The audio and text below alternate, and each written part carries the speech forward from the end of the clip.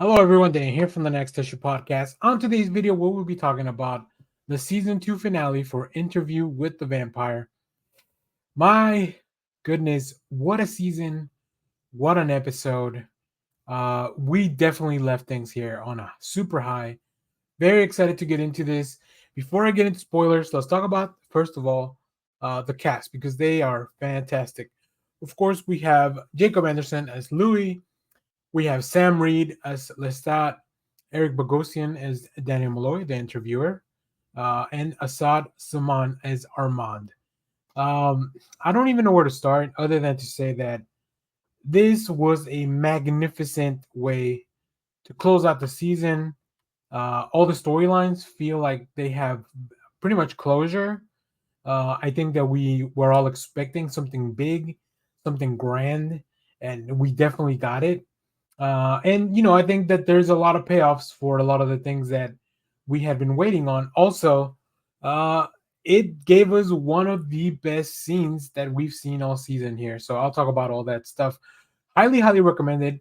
If for whatever reason you're watching this video without having watched any of season 2, go check it out. It's fantastic. It's all available now on AMC Plus, so you should be able to go watch every single episode. So let's get into it. We're going to go into spoilers. So after the events of the last episode, the trial, we catch back up with the interview. And I think the interview becomes more important in this episode than ever because it is the way that we're going to move forward with this story. We're getting to the end of all the events that Louis wants to cover for this interview, right? It was really his time in Paris. Interestingly enough, I don't think he really wants to dive deep into the last 70 years or so, right? That we're seeing from after Paris. So that overall seems to be pretty interesting, right? Louis feels that since Paris, things have been good. Things he doesn't really need to cover. Things he doesn't need to be talked about. They don't need to be talked about, right? It is just Armand and him kind of living life through all this stuff. So we kick off with Louis talking about being in the coffin, right? After the trial, he was banished per the crowd. And then Armand has been demoted. We'll get into all that. Armand is quite a character.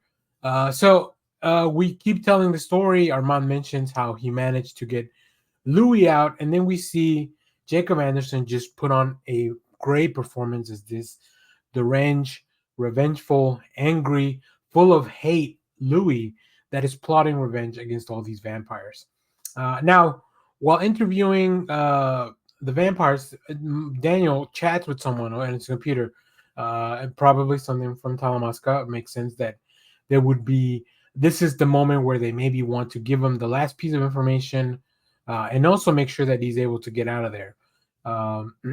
We do see that he's delivered a package. We'll talk about that in a minute. But while interviewing, we keep cutting back and forth. But we now see Louis beginning to take his revenge. Right? He's um, he's really planned all this out for a little while in Paris. Even though Armand continuously kept trying to like message him telepathically to leave Paris, but his revenge will be served definitely very hot.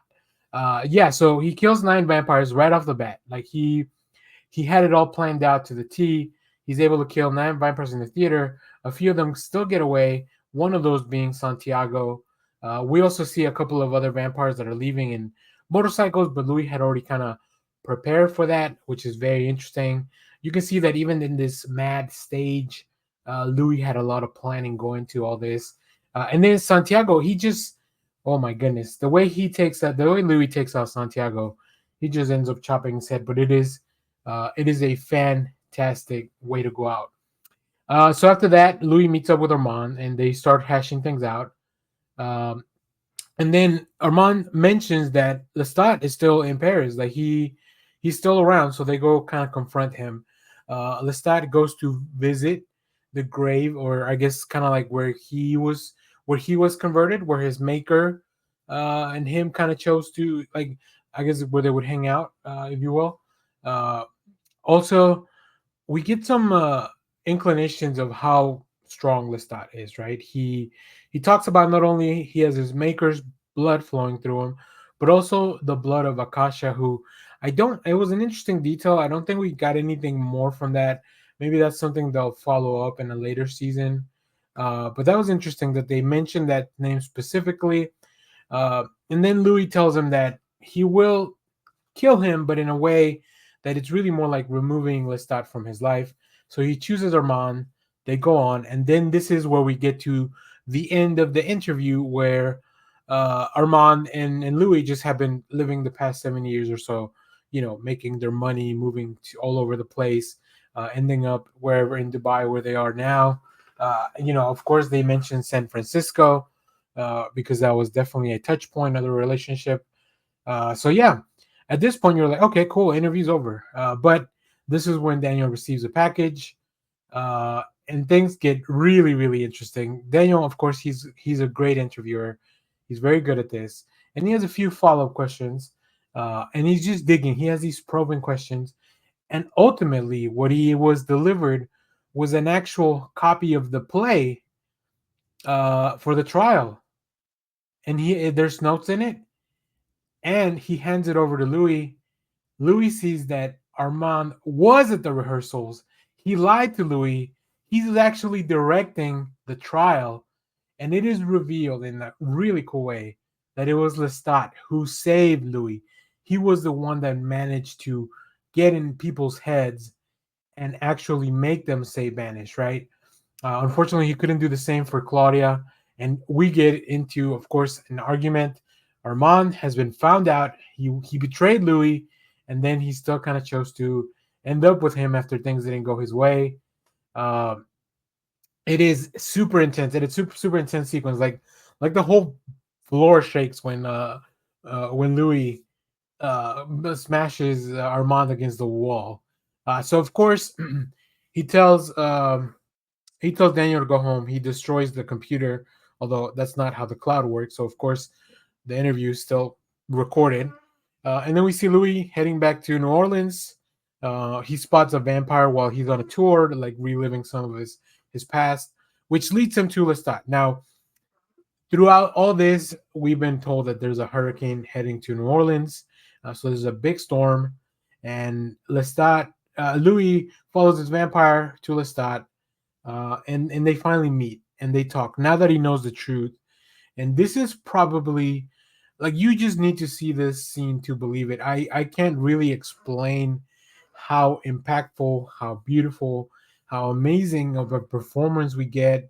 The relationship between these two, it is as strong as the hurricane that is happening outside of this building. It is so good, like just really well. Sam Reed and Jacob Anderson, just quite the performances. Very, very cool. Like, just like I said, it is one of the best scenes of the whole show in general. We do see that later on. We see Daniel promoting his book on TV, and Louis calls him. Well, he doesn't call him. He calls to him telepathically, uh, because Daniel has been turned. He's been turned by Armand. So now he's doing all these public appearances still. And then we also hear a lot of different vampires from all over the world. We hear different languages that are all kind of telepathically talking to each other. Of course, Louis picks this up, and they're all pretty much plotting to take down Louis because he's revealed the truth about vampires to the world. But Louis addresses the vampires and he tells them, "Yeah, come and get me." Pretty much, he said, "Come and get me." So yeah, that is where we leave the episode, the season. And like I said, such an impactful manner, such a beautiful way to wrap things up. None of these vampires deserve Lestat. Really, that was my main takeaway. We don't deserve Lestat. It's just a beautiful performance, such a great show, and yeah, I can't wait to go forward with this. I'm very excited. I'm a little sad now that we won't have this ritual of watching the show, making a video, and then having that information go out for myself to a bunch of people. These are some of the most watched videos on the channel. I really appreciate that. I think for next week, I'm gonna try to watch the film and trying to compare, contrast some of the things, some of the differences, point those things out. A little bit of that. and there's just really try to figure out what kind of stuff they did different. What was the different approach? Obviously, they're vastly different adaptations, but I want to know, if some of the things are still pretty similar. I think they should.